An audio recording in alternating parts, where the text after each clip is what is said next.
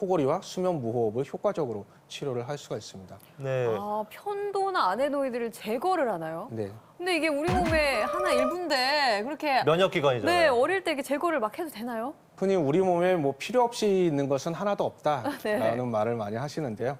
편도는 일종의 면역기관입니다. 이제 구강을 통해서 들어오는 세균이라든지 바이러스 이런 것들과 맞서 싸우는 그런 역할을 하는데요. 하지만 우리 몸에는 면역기관이 편도 이외에도 굉장히 많이 있기 때문에 이런 편도를 제거한다고 해서 전신적인 면역 기능이 떨어지지는 않는다는 것이 이미 연구 결과 밝혀져 있습니다. 그래서 저희가 안심하고 편도 수술을 할 수가 있는 거고요. 네. 네, 그렇군요. 근데 이제 그 편도라는 것이 교수님 네. 말씀하신 대로 한 7살쯤, 만 7살 정도 되면 이게 많이 작아지고 없어지는 경우가 많잖아요. 그럼 그때까지 기다려보면 안 되나요? 수술 안 하고? 아무래도 이렇게 아이들 수술시키는 게 부모님들 입장에서는 그렇죠. 많이 겁이 날 것 부담스럽죠. 같은데. 그런 말씀이 실제로 외래에서 보호자분들이 가장 많이 물어보시는 네. 질문인데요. 아, 제가 그 환자분과 보호자분들 대변에서 이렇게 질문을 드린 거예요, 제가.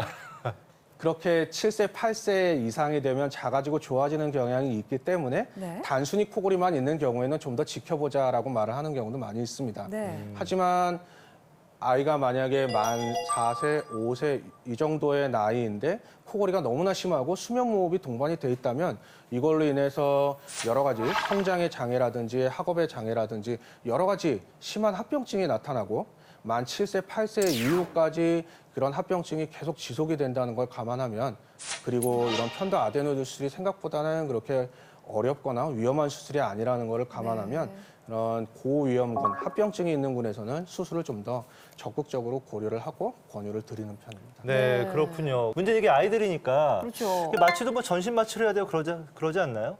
네, 맞습니다. 전신 마취 하에 대략 1시간 정도 수술 시간이 소요가 되고요.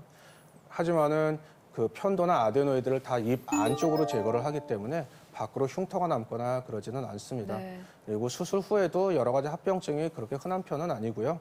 수술 후에 출혈이나 이런 걸 방지하기 위해서 식단 정도만 조심해주면 큰 무리 없이 넘어가는 경우가 많습니다. 네, 그렇군요. 근데 가장 중요한 게 예방법 아니겠습니까? 네. 소아 코골이 예방할 수 있는 법도 있을까요? 편도 아데노이드 비대의 경우에는 예방이라기보다는 어느 정도 유전적인 체질에 의해서 커지는 것이기 때문에 조기에 진단을 하고 합병증이 발생이 된다면 빨리 수술을 해주는 게 좋겠고요. 그 이외에도 소아비만이 원인이 될 수 있기 때문에 적절한 체중을 유지해 주는 것이 소아 환자에서는 더 중요하겠습니다. 훌쩍훌쩍 쉴 새 없이 흐르는 콧물과 시도 때도 없이 찾아오는 재채기로 괴로운 질환 알레르기 비염을 잡아라.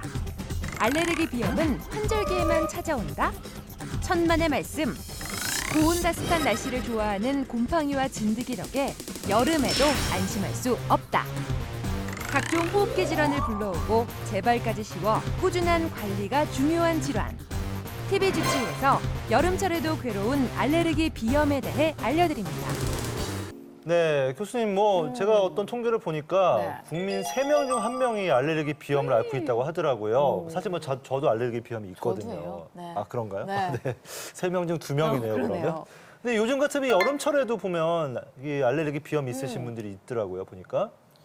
네, 흔히 알레르기 비염은 그 꽃가루가 날리는 그런 봄철이나 가을철 환절기에 심해지는 환자분들도 많이 계시는데요. 네. 하지만 이런 여름에도 비염 환자분들이 많이 발생을 합니다. 이런 여름철에 더운 데에서 갑자기 냉방이 잘 되는 찬 곳으로 들어간다든지 이런 경우에 그런 비특이적으로 그런 찬 바람에 의해서 반응성이 일어나서 비염 증상이 심해지는 네. 그런 분들도 많이 계시고요. 우리나라에서는 진먼 진드기가 흔한 원인이기 때문에 계절과 상관없이 실내에서 그런 1년 내내 증상이 있으신 분들도 병원을 많이 찾으십니다. 그래서 이런 꽃가루에 의해서 비염이 심해지는 경우 환절기에만 이렇게 비염 증상이 심해지시는 경우를 우리가 계절성 비염이라고 하고 1년 내내 증상이 있으신 경우를 통년성 비염이라고 말하게 됩니다. 네, 그렇군요. 그리고 하나 좀 특이한 게 네. 약물에 의한 알레르기도 있죠, 교수님? 네, 약물에 의한 알레르기도 이런 원인의 하나로 생각을 할 수가 있습니다. 네. 사실 그래서 많은 분들이 이제 이 비염 증상이 콧물 나고 재채기 나는 건데 그렇죠. 이 감기랑 혼동하시는 분들이 참 많더라고요. 어떤 좀 차이가 있나요? 감기와 비염이 모두 코막힘과 콧물을 주소로 하기 때문에 실제로 코감기가 자주 걸린다라고 말씀하시는 분들 중에서 실제로 보면 알레르기 비염이신 분들도 있고요. 비염이 있다라는 분들을 만나보면 오히려 급성 축농증이 자주 재발하시는 분들도 많이 있습니다. 이런 코감기와 비염의 증상에 있어서의 차이점은 코감기의 경우에는 감기 증상이 한 1, 2주 전 정도부터 있다가 코막힘을 동반한 그런 누런, 화농성 콧물이 나오면서 머리가 아프다든지 발열 증상이 있다든지 이런 전신적인 감염 증상을 보이는 경우가 많고요. 네. 반면에 알레르기 비염은 열이 오른다거나 머리가 아프다거나 이런 증상은 드물고 코가 많이 막히면서 마을간 그런 수양성의 콧물, 그런 맑은 콧물을 보이는 경우가 많습니다. 네. 그리고 재채기나 가려움증과 같은 다른 알레르기 증상을 동반을 하고요. 네, 그렇군요. 그런 차이점이 있으니까 네. 잘 알아두시면 좋겠습니다. 네. 오늘도 퀴즈가 준비되어 있네요. 요즘 아. 작가들이 좀 많이 네. 그 성의를 보이는 것 같아요. 덕분에 제가 좀 요즘에 예습을 하고 있어요. 예습도 해와요? 아, 그럼요. 문제를 좀 어렵게 내야 되겠는데요. 아, 오늘 자신 있습니다. 네. 네. OX 퀴즈 한번 풀어보겠습니다. 첫 번째 문제입니다. 비염은, 이 알레르기 비염은 유전이 된다. 유전이 된다. 아, 요건 제가 공부를 안 했는데. 일단 저 같은 경우에는 엄마가 비염인데 저 역시 비염이거든요. 그래서 일단 O. 약간의 논란의 여지는 있겠지만 일단은 X라고 하겠습니다. 네. 아, 부모님이 알레르기 비염이 있으시다고 해서 무조건 자녀에게 유전이 되는 건 아니고요. 하지만 분명히 유전적 성향이 있기는 있습니다. 통계 이제 보면 부모 중에 한 분이 알레르기 비염이 있으시면 50%, 부모님 양쪽이 모두 알레르기 비염이 있으시면 75% 정도에서 알레르기 비염을 갖게 되는 것으로 알려져 있고요. 네. 재미있는 것은 위생가설이라는 것이 있습니다. 좀 더 깨끗한 환경에서 자란 아이들이 오히려 농촌에서 자란 아이들보다 알레르기 비염이 더 많다라고 하는 것인데요. 이것은 깨끗한 환경에서 감염이 될 기회가 없다 보니까 네. 그런 감염에 대한 면역력이 낮아져서 오히려 알레르기와 관련된 면역력이 더 강해지기 때문에 알레르기 성향이 더 많이 나타난다. 이런 가설도 있습니다. 네, 그렇군요. 그럼 여기서 한번 두 번째 문제로 넘어가 보겠습니다. 자, 알레르기 비염이 있으면 결막염도 잘 생긴다. 비염과 결막염. 아니 뭐 알레르기 비염 있는 것도 억울한데 이게 결막염까지 생기면 너무 억울하지 않겠습니까? 네, 정답은 O입니다. 아, 공부는 뭘로 한 건가요? 네. 알레르기 비염과 알레르기 결막염은 다 같은 알레르기 질환이기 때문에 네. 같이 많이 동반되는 것으로 알려져 있습니다. 알레르기 결막염 이외에도 아토피 천식, 아토피 피부염, 그리고 결막염, 그리고 알레르기 비염 이런 모든 알레르기 질환이 하나의 큰 범주에서 봤을 때 알레르기 질환이라고 정의를 할 수 있겠고요. 따라서 알레르기 비염 등 하나의 질환을 가진 아이가 성장을 하면서 다른 알레르기 질환에 이환될 가능성이 다른 환자분들에 비해서 1.5배 정도는 높다는 게 알려져 있습니다. 그래서 아토피 피부염, 천식, 알레르기 비염 이런 식으로 알레르기 질환이 진행하는 것을 저희가 알레르기 행진이라는 용어로 부르고 있습니다. 네, 알레르기 알레르기 행진. 행진. 네. 네. 이게 뭐 남들보다는 더 걸릴 가능성이 높다. 그러니까 주의를 하시고요. 그래서 이제 관리가 굉장히 중요한데 네. 마지막 질문 한번 가보겠습니다. 아, 네. 알레르기 비염은 완치가 가능하다. O일까요, X일까요? 완치가 가능해야죠. 많은 분들이 앓고 계신데 네. 어떤가요? 네, 아쉽게도 현재로서는 정답은 X라고 할 수 있겠습니다. 너무해요. 지금까지는 알레르기 비염은 굉장히 복잡한 기전에 의해서 발생을 하기 때문에 현재까지는 약물을 통해서 그 증상이 심한 시기에 증상을 완화시키는 대증적인 치료가 주를 이루고 있습니다. 하지만은 최근에는 면역 치료라고 하는 방법이 네. 많은 관심을 받고 있는데요. 이 면역 치료는 쉽게 말씀드려서 원인이 되는 항원을 매일 조금씩 환자분에게 투여해서 맨 마지막에는 최종적으로는 이 항원에 대해서 탈감작화가 되고 둔감화가 돼서 그 항원이 더 이상 몸 안에 들어와도 알레르기 반응을 일으키지 않게 하는 그런 요법이라고 말씀을 드릴 수가 있겠습니다. 네. 완치를 위한 최근으로서는 가장 이제 최선의 방법이지만 3년에서 5년 정도의 긴 치료 기간을 필요로 한다는 것 때문에 많은 환자분들이 좀 망설여하시는 경우가 있습니다. 네, 그렇군요. 그리고 어떤 분들은 보니까 이렇게 네. 뭐 수술을 받았다, 알레르기 비염으로 수술을 받았다고 하는데 알레르기 비염으로 수술하는 경우는 그렇게 별로 없지 않나요? 그렇지는 않습니다. 아무래도 이비인후과 외래를 찾으시는 분들은 약물 치료를 많이 실패하셔서 수술적인 치료가 도움이 되지 않을까 하고 문을 두드리시는 경우도 굉장히 많이 있고요. 네. 그런 알레르기 비염이 굉장히 오래되셔서 이런저런 치료에도 불구하고 더 이상 반응이 없을 때 수술적인 치료를 많이 고려를 할 수 있습니다.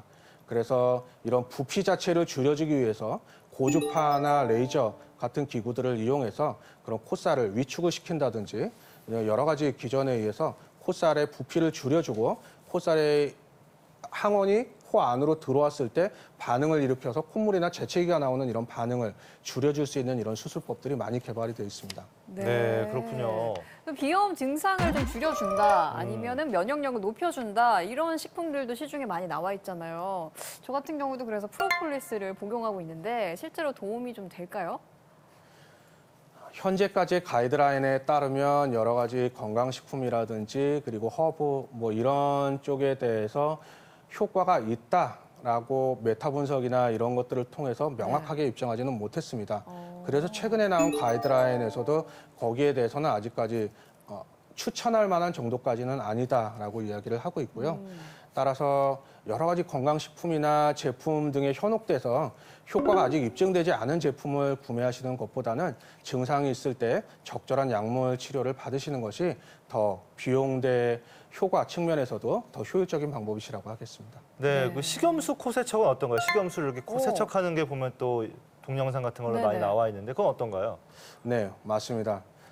비강내 세척은 코 안에 있는 알레르기 항원과 관련된 물질을 씻어내 줌으로써 알레르기 비염 환자분들에서 약물 치료나 수술적 치료와 여러 가지 치료들과 병행할 수 있는 그런 보조적인 요법이 될 수 있겠죠.